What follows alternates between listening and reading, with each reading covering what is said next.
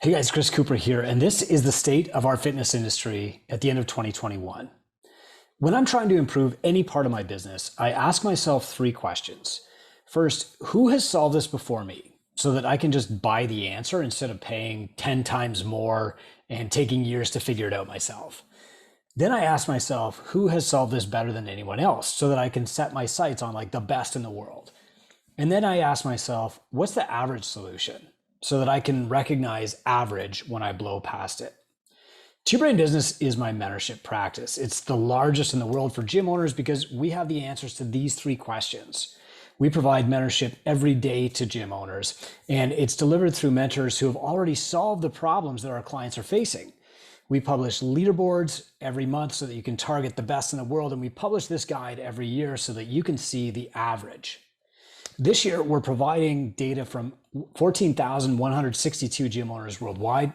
We drew on data from some of the largest gym management platforms in the industry, like Arbox, PushPress, Wodify, Zen Planner, and we dove really deep into the numbers with our friends at Gym Lead Machine and also Insight Tax. And we dug right down to the roots with 1,000 gyms who use the Two Brain dashboard every month. If you want to reach the moon, you have to take a leap. And to make the highest leap, you have to start with a really firm foundation. That foundation is data, and this is your data.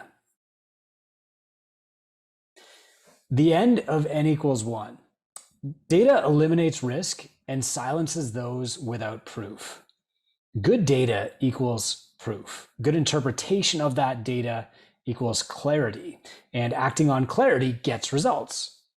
This report goes really, really deep, but it's also broad because the experience of one person isn't enough.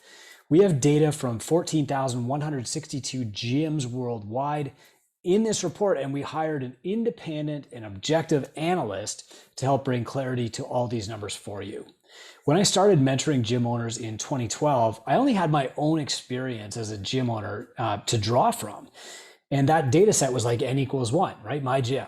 As the owner of 7 years at that time, that experience was enough to help other people.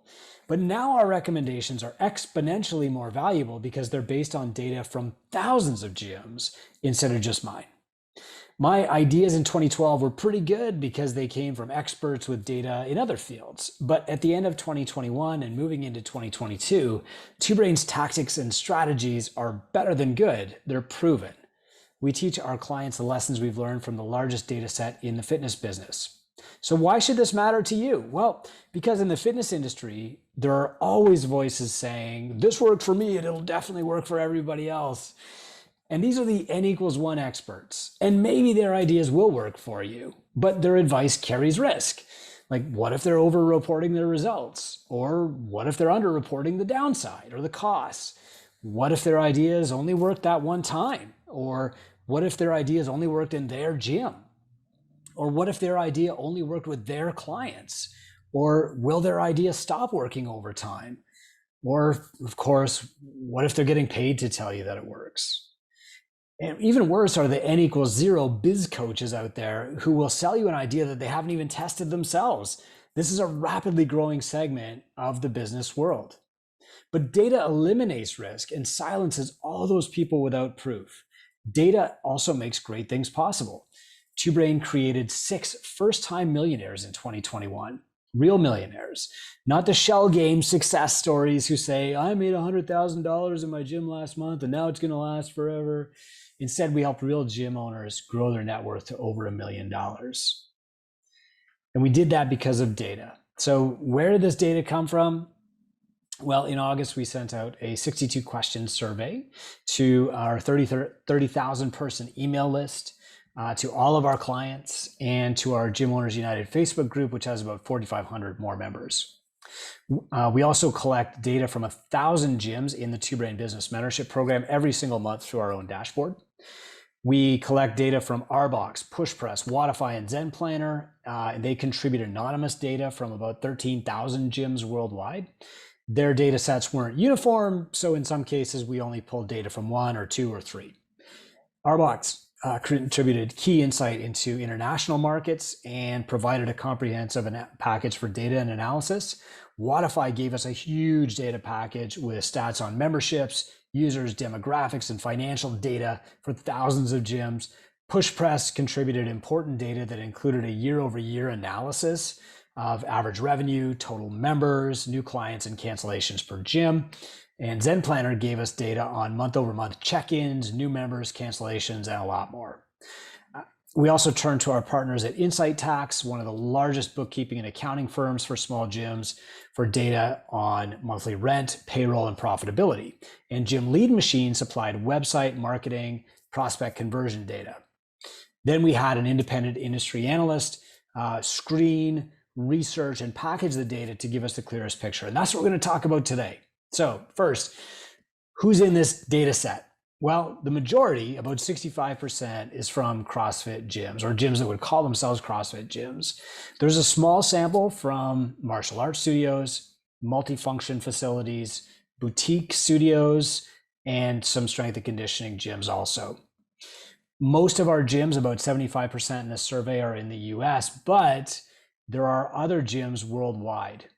Canada is well represented, the UK, Australia, New Zealand, and also parts of Asia. So let's get into gym growth here. First, we asked gym owners, how long have you been in business? And what we found was that 25% had been in business for fewer than 4 years. 75% had been in business for fewer than 9 years. So most of the gym owners are still, maybe they're emerging from that founder stage and they're becoming more mature as entrepreneurs, but you still don't have like a lot of even 20-year-old gym owners to draw information from, okay? And median years in business across all segments was about 6. So while this sample size does come from mature gym owners, it's not people who've only owned a gym for about a year. They've been around, they've seen some stuff, they've done some stuff. You're also not getting long-term feedback from people who've been in the industry as a gym owner for 30 years because those people just aren't around. Let's start by talking about how many clients the average micro gym has. This is one of the biggest questions that we get asked is like, how many clients do I need? And every year we publish a report. Last year we published a model called the 150 model. And we showed you how to make $100,000 in net owner benefit per year from owning a micro gym with 150 clients. In the state of the industry this year, we found that the average gym has 137 members. This is the average of over 13,000 gyms worldwide. Of those 137 members, about 51% are men, 49% are women. So pretty close right down the middle, but a lot of people would have guessed a larger percentage of women. So I think it's really important to get that. That gender breakdown doesn't differ much depending on where you are in the world. So in the States, it's 51 to 49%, and it's about the same in Canada. The place where you get a bigger significant difference is in the UK, where it's 53% men and only 47% women in gyms. European Union falls along those lines too. Now let's talk about average member age. And this is really important to understand when you're building your client avatars and thinking about your marketing. A lot of gym owners are fairly young. I was young when I opened a gym, but the person that's owning the gym is not necessarily the target audience for the gym, okay? So it's important that you know that the average member age at gyms is 35. So when you're doing your marketing, whether you're 45 or you're 25, think about what a 35-year-old would want to see, and think about what's going on in a 35-year-old's life. Like they're probably settled down, like they probably have a home, they probably are in the middle of a career of some point, they might have a family, they might have some kids, all right? I've also got here in this State of the Industry guide, which by the way, you can download for free and do like a really big deep dive into these numbers. If you click on the link below, you can see that there was a general uptick in members in 2020 and 2021 at certain points. And you'll see gradually that those upticks happen as gyms were getting reopened worldwide after COVID. All right. So I've got some growth numbers. You can see like, depending on where you are in the world, how much the average gym grew in 2021 and how much in 2020. And you can see all that on page 14 of this report. Let's turn now to people who are thinking about becoming clients, but they're not clients yet. Okay, we would call these leads. So what we find is that the average gym is booking about 33% of all the leads that come onto their website for a free intro. Now, these aren't like Facebook leads. They're the people that actually make it to your site, but that's a good number to have. 33% of the people who come to the website are actually booking an intro. The average gym is attracting 37 new leads per month, with 25% of gyms getting more than 50 people per month. So new leads, these are new people coming to your website. And the average gym, of course, is then therefore booking about 12 intros per month, with 15% of gyms booking over 20 new intros per month. The average gym website gets 442 visitors and 75 returning visitors each month. Traffic is down about 18% from 2020, maybe because people were hosting virtual workouts and instructions on their website and they're not doing that anymore. The average new visitor spends 1 minute and 8 seconds on your website, which means you've got to take advantage of their attention. You've got to get them to an actionable page on your website. You got to have a very clear link for what you want them to do. They have to be able to understand all of your service in 1 minute, 8 seconds or less. And 50% of traffic is coming from mobile phones now. So you have to have a site that's like mobile and tablet friendly. If you aren't sure, call up your site on your phone right now and take a look. If it doesn't display properly, you're losing clients, and that's costing you money. What we found with paid advertising and lead generation is that 80% of gyms had run ads, but now about half of those are continuing to run ads, which means that about half of gyms who have run Facebook ads in the past or Instagram ads don't do it anymore. And this is really intriguing because the gyms who know what to do and are running ads generally see a pretty good ROI, and they generally don't stop. So this leads me to believe that the gyms who have run ads in the past and then stopped either ran them for a very short period of time, like I do, a couple times during the year for about a couple weeks to a month, or they just weren't really sure what they were doing and they were tired of throwing good money after bad. The average respondent who gets a new lead from Facebook, though, spends about $25 to acquire that lead, to get them, onto the website at least. And then, if 33% of those can book an appointment, you can extrapolate out, like it costs about $75 to get somebody sitting in the chair in front of you. So that just means you have to make your front end offer worth eating that $75 if you're going to turn to advertising. And of course, we're going to be talking about other marketing strategies too. Ads are kind of like the last strategy that we teach at Two Brain. So if you're not running ads right now, there's no need to panic as long as you're still getting new clients in the door. In fact, when we asked people, why aren't you running ads? A lot of people said, I don't know how, or I got a poor ROI when I tried it. But an equal number or more even said, there's no need. I'm getting enough people. I prefer other methods. I do like affinity marketing, or I do referrals, or I do organic posting, or I do email marketing, or whatever. Okay. We also asked people who was using a marketing agency. And just like last year, we found that the ROI on hiring a marketing agency is not great. So what we generally recommend from looking at this data is you should know how to run ads. You should have ads like ready to go so that you can turn them on. If you turn them on, don't turn them off. Just dial your spend back to about $1 a day, and don't give up on them forever if they don't work the first time. It's just, you need to set something up, and you don't need a marketing agency. If you are going to run ads, just learn how to do it yourself. If you hate doing it like I do, teach somebody on your staff to do it for you. Okay. A lot of people actually use marketing software like CRMs, funnel builders, stuff like that. And they don't want to learn how to use all that stuff, but probably somebody on your staff does. Let's turn to client value. Now, another big question that so many people ask us is like, how much should I be charging? And this is a massive issue in our industry because a lot of the original gyms, they just guessed. And then the next person to open in their city, they look at like the price of the original gym and they subtract $5 and that's their price, right?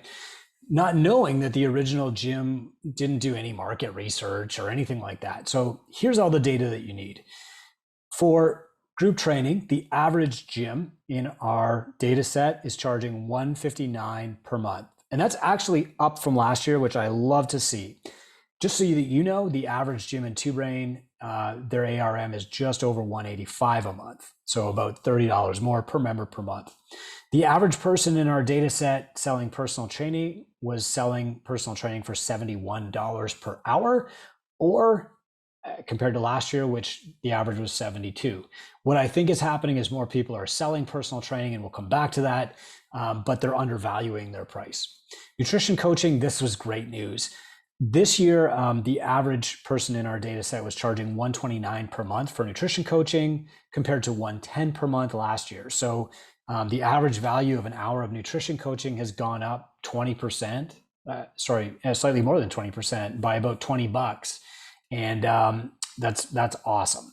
Online coaching, this year we found that the average person selling online coaching is charging $163 per month, which is right even with last year. But that's interesting because that price is higher than group training in person, or nutrition coaching in person, or personal training in person. And what's probably pulling that up are these packages that include a lot of accountability. So when we looked at revenue mix, like how are gyms making their money, we found that depending on what type of gym it was, most gyms are making most of their money from group training, but different gyms had a different kind of revenue mix. And you can see all of them. And we looked at kids classes, supplements, online coaching, nutrition coaching, personal training, group training, and we broke them all down by segment. So if you're a personal training studio, if you're a martial arts facility, if you're a yoga studio, if you're a CrossFit gym, you can see all of them on page 21 of this report. And again, you can download this report by clicking the link below this video. It's free. You can download this report by clicking the link in the show notes. It's free. All right, next interesting stuff is client retention. We want to know how long does the average client stay? And we track this very religiously in Two Brain. The average Two Brain gym keeps the average client for an average of 19.2 months. And if you're thinking like, okay, well, the average person is paying $200 per month, that means that the average client is worth about $4,000 at a Two Brain gym, right? $3,800. What we found, though, is that length of engagement actually improved through 2021. And so people were just less likely to cancel. Of course, I'm sure there was a COVID effect there, but we've been working really hard to help gym owners keep clients longer. And so what that means is, like, if you're keeping people an extra month, every single client in your gym is worth an extra $200 to you. But it also means you have to market less because your churn rate goes down. You spend less time on marketing. You spend less time on no sweat intros. You spend less energy worrying about who's leaving your gym. And most importantly, you can change their lives. You know, if every client stayed with you one more month, how much of a difference could you make in their lives? So let's talk about what the average gym is like selling or delivering to their clients, right? Their operations. The average gym has about 13 average membership plans. Now, that's way too many. You need a maximum of 9, like 3 options times 3 price tiers, maximum. 13 different average membership plans means that people are probably getting paralyzed and not buying from you. We see the average class attendance to be 6, which means that a lot of gyms are running a lot of classes that barely break even or might even be costing them money. And we've got some great media series that will help you with that. 28% of gyms offer between 25 and 40 classes per week. That's the largest segment. And the average number of classes across all segments was 33 classes per week. The busiest class times were 8 a.m., 9 a.m., 6 p.m., 7 p.m. was the biggest class time across all segments. 8 p.m. was also big. Surprising to me was that there weren't a lot of early morning class times like 6 and 7, because that has always been super popular at our gym, but this could have a seasonal effect too. So for example, in the winter here, fewer people will come to a 6 a.m. class because it's hard to start a cold car. In the summertime, though, that's our busiest class. And so if you average that across the year, it could very well be that those are the most popular classes. We hear from people a lot, like, I'm running this 10 a.m. class, how do I fill it? And that's tough because 10 a.m. is just not a convenient time for people who work a 9 to 5 or people who work a night shift even. So the 2 busiest class times overall were 7 p.m. and 6 p.m. Super, super easy. All right. Almost everybody offered group training, like 97%, which is great. I mean, there were a couple of personal training studios in our sample who didn't offer group training yet, but I'm sure they probably will. The median group training cost, again, was $159 per month, which is better than last year, but it's still not really high enough. We need to be getting that up. Let's talk about personal training.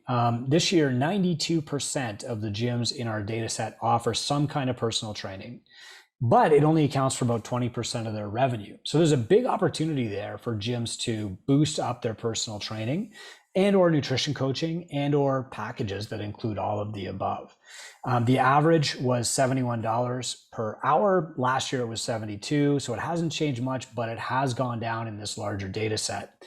The other thing to notice is that strength training gyms that advertise themselves as like a specialty gym for weightlifting or powerlifting, they charge more for a one-on-one session than anybody else. On the other hand, the multifunction gyms who they try to do a little bit of everything, like boot camp, CrossFit, Pilates, yoga, they charge the least for one-on-one training. And it's probably because without that perception of specialization, they can't charge for premium service. Let's talk about nutrition coaching. So this was really, really encouraging to me. 74% this year of people in our data set offered a nutrition coaching service. Last year it was 69%, and I think the year before it was less than 40. So this is really becoming important, which is very heartening to see, because this is how you help your clients best, right? However, nobody's charging enough. So this year, the average rate for a month of nutrition coaching was $129. Last year, the average rate was about $110. And this year, even though more people are offering it, it's still a very small percentage of their revenue, 6.4%. So there's an opportunity to do more. If you think about like what's at the base of your practice, what are you doing that's most important to help your clients? It's probably nutrition coaching. And that will help your clients more than anything else that you do, but still it's only responsible for about 6.5% of your revenue. So that's some good perspective to think about. The other interesting thing to find there too is that martial arts gyms who are selling nutrition coaching actually charge the most for it. So they were charging about $150 a month. The lowest performer were gyms like yoga, who were wildly undercharging at $122 a month. Online coaching has come down a little bit since last year. Understandable. A lot of us, we just wanted to get back to our bricks and mortar gym, didn't we? And as soon as we did that, we said, we're done with this online stuff. I totally understand that. Supplements, about 52% of gyms in our survey are selling supplements now. That's actually up, or it's about even from last year. It hasn't changed very much. But what we see is that supplements account for only 4% of their revenue. So what that tells me is twofold. Number one, if you're going to sell supplements, like go all in and commit to it. That number should be 10%. If you can't get that number to 10% of your revenue, just don't sell supplements, okay? Or like set up a referral strategy with the local supplement shop. If you're selling 4% of your revenue to come from supplements, it means you're just kind of half-assing it, and maybe you've got a few on the shelf and you're not thinking about it. For us, if we do a couple of supplement pre-sales a year, that gets people on the train, and then when they order more supplements through our portal on Driven, we get paid for that, and so that drives our revenue up. Kids classes, about 42% of gyms are offering kids classes this year. 57% are not anymore. Now, this is really interesting because the number of gyms offering a kids class has actually gone down in the last year. And I think as more gyms try to focus in on who their key avatars are, they might find that they're not really dealing with kids. They just saw an opportunity and went for it. So that's understandable. Unless you're absolutely in love with coaching kids, you shouldn't be coaching kids. All right. 90% of gyms out there rent, very few own. The average gym size is 4,500 square feet, and the average rent that they pay is $3,700 per month. And of course, this takes in, cities around the world, which has very wild swings in rental per square foot, rental size, that kind of thing too. Let's talk about the CrossFit Games open participation rates. And we see this as a really great measuring stick for participation in CrossFit and like the belief in the program as a whole. One good signal that you're not just using the method, but you're ingrained in the whole philosophy and community of CrossFit is your participation in the CrossFit Open. And what we found is that 84.7% of gyms in our state of the industry data set did the CrossFit Open in 2021. And this is super interesting because only 70 something percent of the gyms in the data set are CrossFit gyms, which means that about 10% across thousands of gyms identify with the CrossFit method, but are not CrossFit affiliates. The other interesting thing is that 90% of gyms plan on participating next year. So even if they're not an affiliate now, even if they haven't been an affiliate for a while, they still plan to do the Open next year. And I found that really interesting.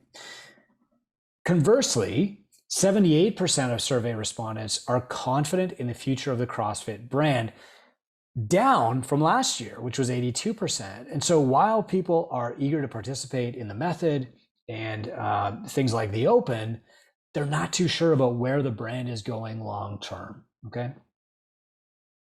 Let's talk about staff. On average, gyms in the industry have one full-time employee other than like the owner.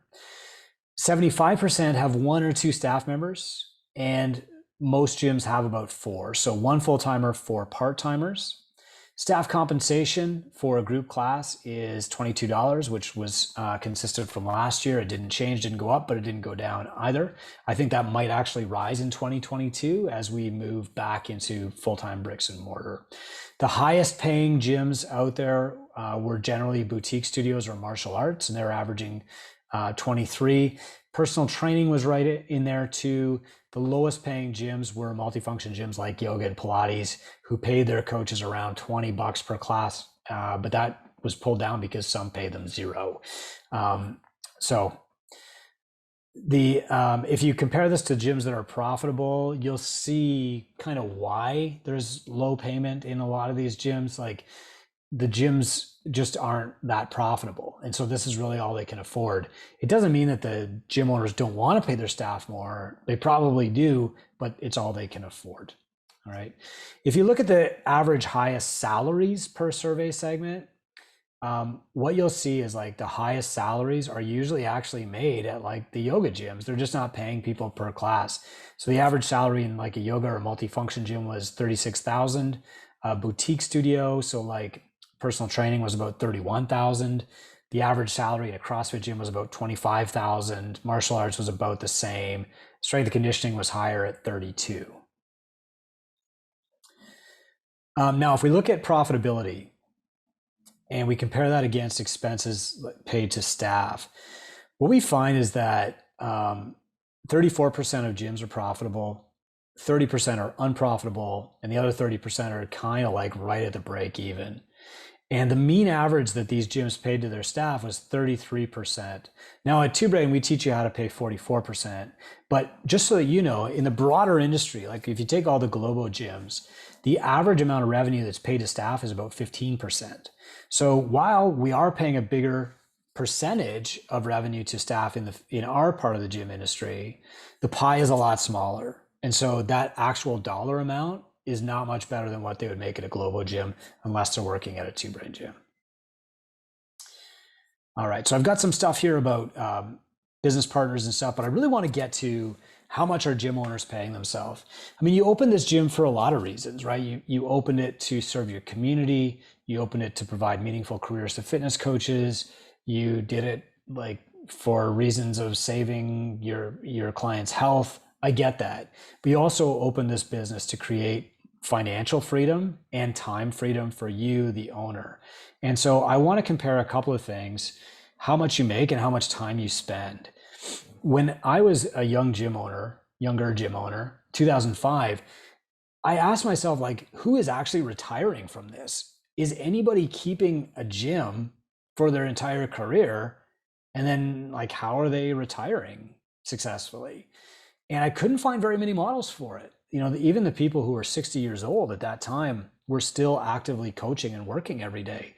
And that was a little bit discouraging, but we're really making a lot of progress here. So First off, let's talk about net owner benefit. Net owner benefit is the sum of the money that you receive from your business. So it's like your profit, it's your salary, and it's like the little bonuses that your business pays for, like maybe your business pays your cell phone bill, okay? Half of the people in our data set took home less than $4,000 per month. That's not enough.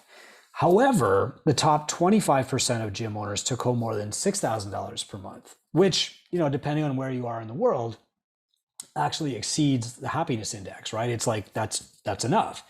So you're seeing this big separation between gym owners who are earning enough and more than enough, and gym owners who are just making enough to barely survive, or maybe like their partner or their spouse has a job somewhere else. And we're going to dig into why that separation is there and why that separation is actually spreading out. Okay. So first off, about the bottom 25% of gyms are making less than $1,900 per month. The middle 50% are making just under $4,000 per month. The top the top 25% are making just under $6,000 per month. And the very top are making about just over $6,000 per month. Now, what we found in TwoBrain is that focusing on a target, earning a net owner benefit of $100,000 per year, gets gym owners there a lot faster. Failing to have that target generally means that you starve yourself or like you martyr yourself to the business. So if you look at like what are causing these separations, what gets people to earn that net owner benefit faster, I've actually got some data on this. And the first is going to be goal setting. The second is working with a mentor. If you look at like the people who are earning less than $2,000 per month, only about 45% of those people have a business coach or a mentor or somebody formally saying, do this next. But if you look at the people who are at 4,000, 6,000 and above, you're over 70% of those people have a business coach. And if you keep in mind that like everybody who has a business coach is growing, I think what you're going to see next year is like these top groups earning over $8,000 per month. The bottom groups though, without a mentor, are probably going to be the same. That sounds like a sad prediction, and I hate to be pessimistic, but we just haven't seen that change. The average gym owner is working about 37.8 hours per week, which is absolutely fantastic. However, this is hours tracked working in the business. And what we find is that like if you get there at 6 a.m., you stay till 6 at night, and you see 5 or 6 clients or coach 5 or 6 classes in there, that you only count those 5 or 6 hours, but really you're there for 12 hours. And so I am surprised that this number is low, but it could just be attributed to the way it's counted. Okay. We also found that there are people at both ends of the spectrum, some like me who work 0 hours in their gym, 1 hour a month meeting with the GM. And there are also more people working between 70 and 100 hours a week. This was certainly me for years and years. If we look at like the percentage of people who are profitable, this is where we break down.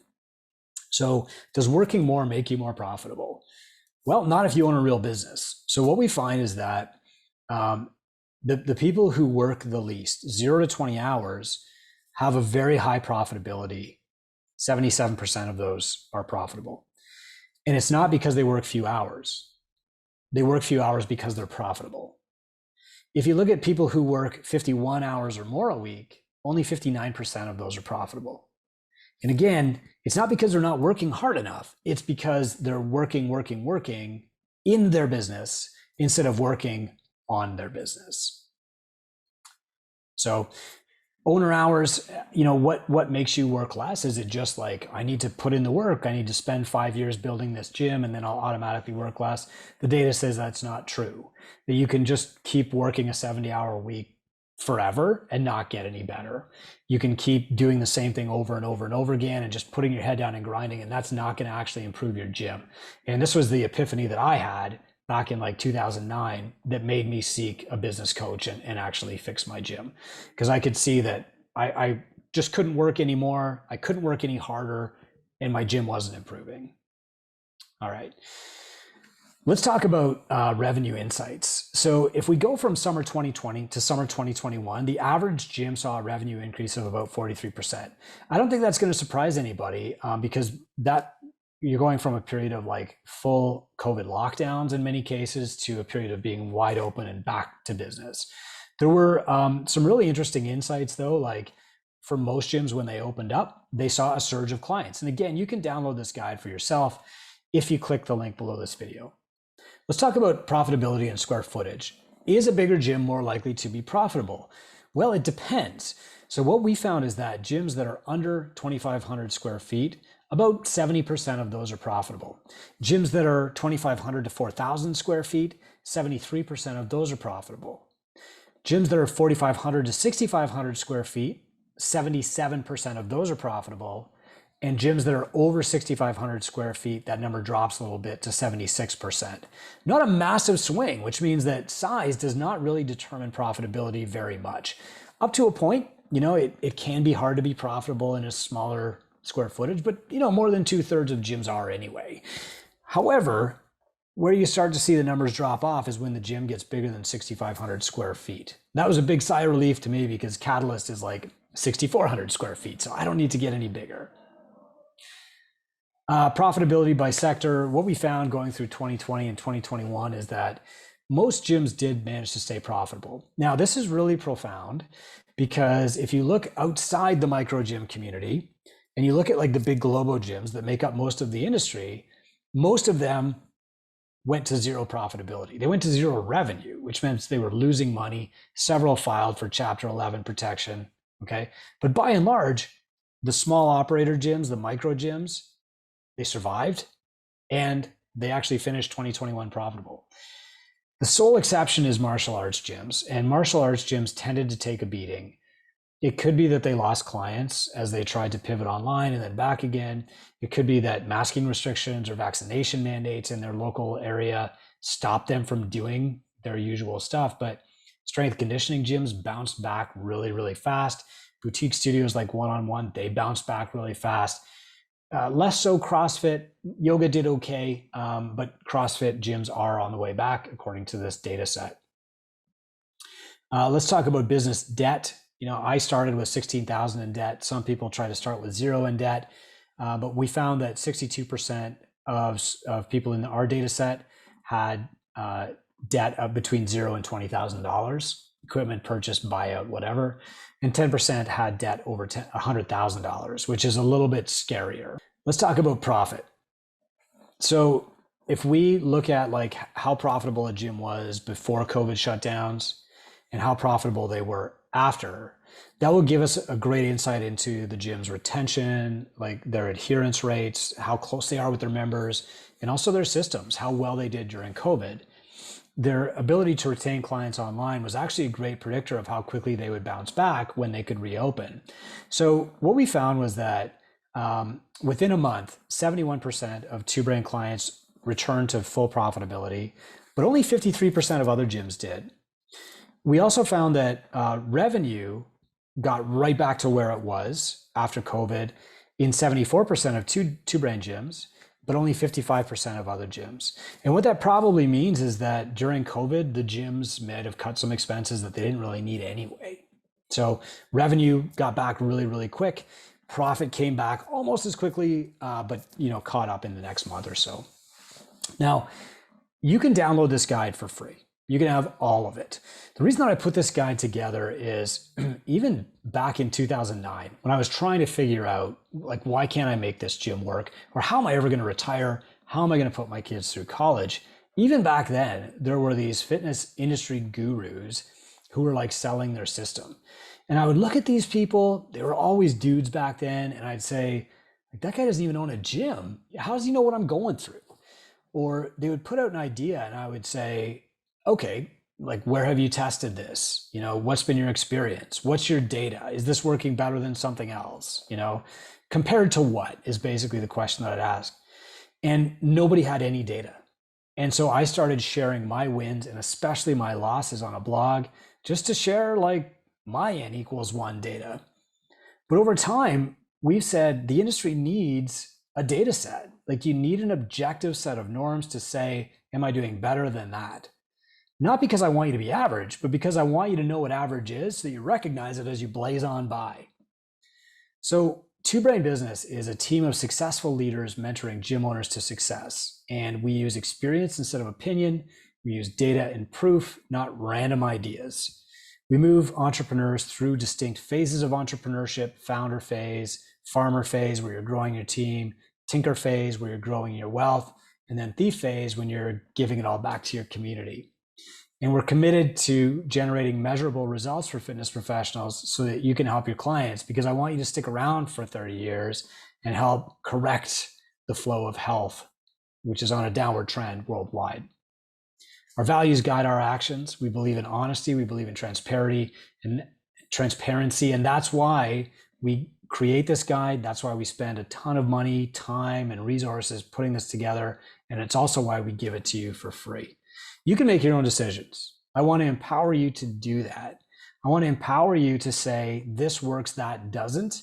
But I also want to empower you to ask the question, compared to what? Or I want you to say, prove it. And if somebody can't prove it, then it's their opinion. But if somebody can prove it, then that's your bedrock, and you can leap from there. Thanks for watching. I'm Chris Cooper from Two Brain Business.